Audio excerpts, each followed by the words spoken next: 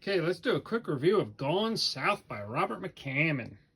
Uh, yeah, I've read this about 10 years ago, and I had absolutely no plan to read this. However, a couple weeks ago, I walk into a thrift store and I find it absolutely, a near brand new condition of Gone South hardcover. I had only had the paperback before, and so I just left this out and I was just flipping through it. I think it's actually a really gorgeous book, man, and really great shape. And I just got me wanting to read it because I remember being a really good story, and it absolutely is a really good story. What I actually noticed too about this novel before it, I was I was listening to a YouTube video about writing advice, and they basically said, you have to have conflict, a lot of conflict in your novel. So, with that in mind, as I began reading, I realized right away there's a guy, Dan. He's down on his luck. He's out of work. He's hanging out with other guys who are looking for work. There's conflict right there. And then the bank wants to take away his truck because he's behind on payments. So he goes to the bank. He has another conflict there. Then we meet the bounty hunter. Bounty hunter, who's a freak and a character himself. Bounty hunter is playing a poker game, has a conflict there. Then he gets paired up with a Elvis impersonator. So there was really so much conflict, and it's just a really great story. It's a crime thriller.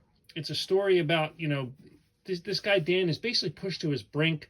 He's sick and he's just down on his luck, and he just has a moment of weakness and also a moment of where it looks like he's about to get shot. So he does, in the spur of the moment, kill somebody, but he's not a bad guy. He's a good guy. And it was just like something really unfortunate that happened.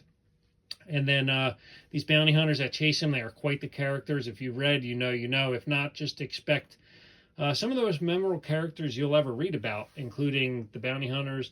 We got the bright girl, and then once they get down to the bayous. So I really enjoyed this novel. I think there's a lot of themes going on about, like, how happy you are with your appearance.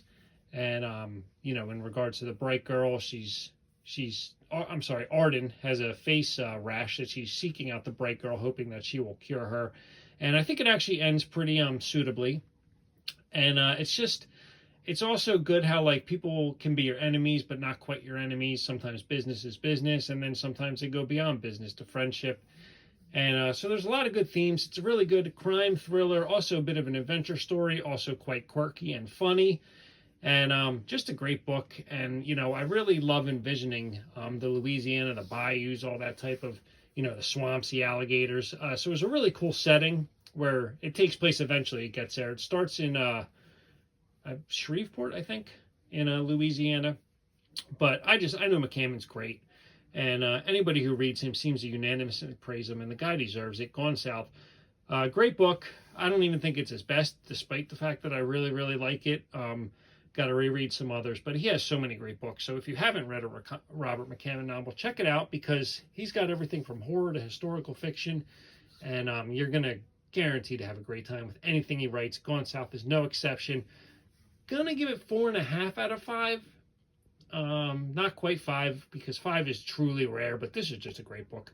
Great book. I'm glad I read it for the second time, and I had almost no memory of it from the first time I read it. So, yeah, just happened to work out that way, and it was a great week spent reading this book.